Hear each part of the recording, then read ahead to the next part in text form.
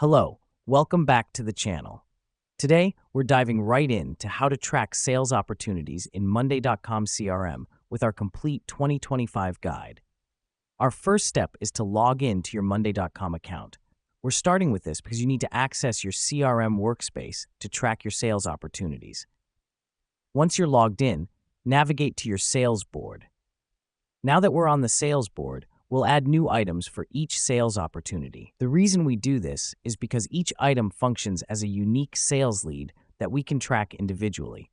Click New Item, input your lead's details, and hit Enter. Repeat this step for every new lead. With our leads in place, the next step is to update the status of each sales opportunity. You'll notice a drop-down menu next to each lead's name. Click it and select the appropriate status. This helps us because it gives us a clear visual of where each opportunity is in the sales process, whether it's a new lead, in negotiation, won, or lost. Next up is setting up automations. Monday.com allows us to set up automatic status updates and notifications. To do this, click on Automation Center on the left sidebar, select Sales, and choose an automation that works best for your team. Let me explain why this matters. Automations save time and reduce the chance of human error, keeping your sales tracking process smooth and accurate.